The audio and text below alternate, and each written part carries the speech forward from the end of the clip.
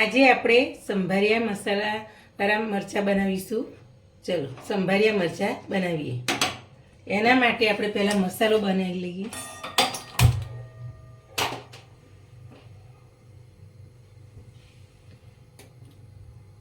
કઢી થોડી ગરમ થાય,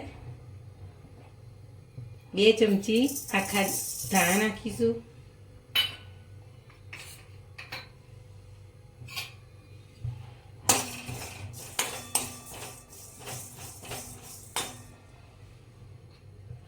એક ચમચી જેટલું જીરું નાખીશું. 1 ચમચી જેટલી વરિયાળી નાખીશું. 1 મોટી ચમચી રાઈ નાખીશું. આ બધું ધીમા તાપે આપણે ખાલી થોડું શેકી લઈએ.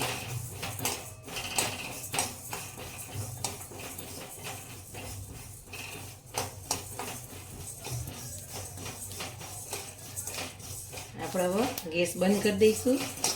બહુ નથી શેકવાનું, થોડું ખાલી અંદર મસાલા ગરમ થઈ જાય અને થોડા અંદરથી શેકી.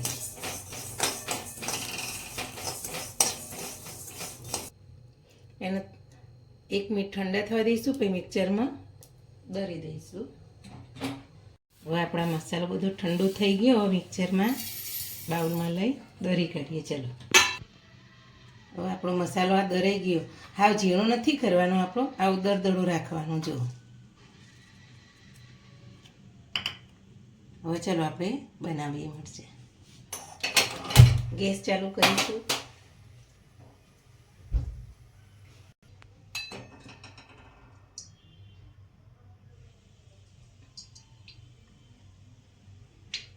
ત્રણ ઢોકળી તેલ રેડીશું.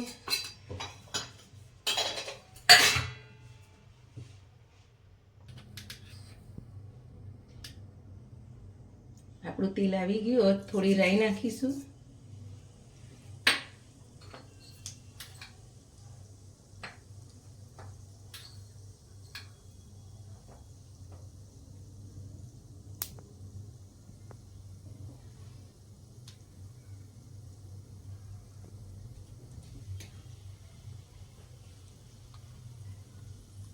થોડું જીરું નાખીશું.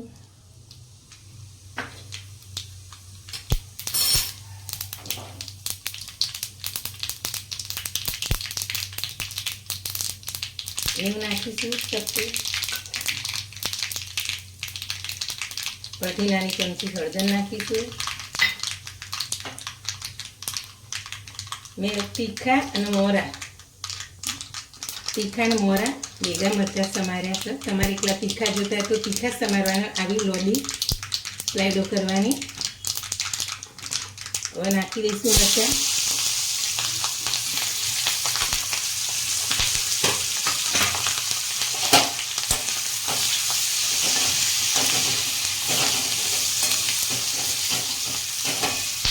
આપણે તેલમાં 1 મિનિટ સુધી અહીંથી મરચાંને સાતળશું.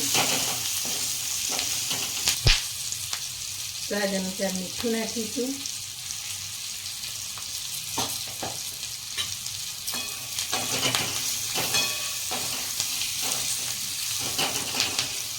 હવે આપણા મરચાં થોડા શેકાઈ ગયા છે અંદર. હવે આપણે મસાલો પેલો બનાવીએ તો એ નાખીએ. 3 ચમચી જેવો ધાણા જીરું પાવડર નાખીશું. 1 નાની ચમચી કાશ્મીરી મરચું નાખીશું. હવે બધું મિક્સ કરીશું આ રીતના.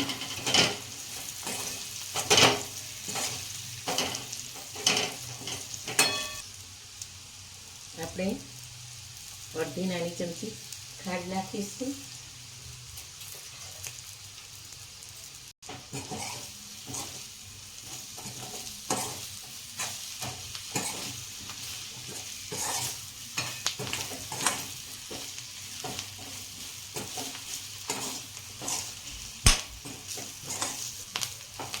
આ મરચાં ખાવામાં એટલા સરસ લાગે. ભાખરી, રોટલા જોડે મસ્ત લાગે. હવે જો મરચાં થઈ ગયા. હવે આપણો ગેસ બંધ કરી દઈશું. ઉપર થોડું લીંબુ નીચોવીશું.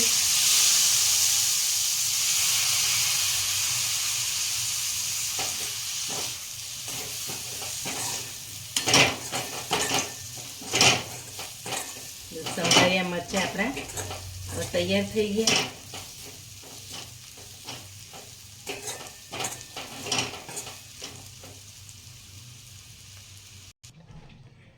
આપણા સંભાળ્યા મરચાં તૈયાર થઈ ગયા. મારી અવારનવાર આવી વાનગી જોવા માટે મારી ચેનલને શેર કરજો, લાઈક કરજો, સબસ્ક્રાઈબ કરજો.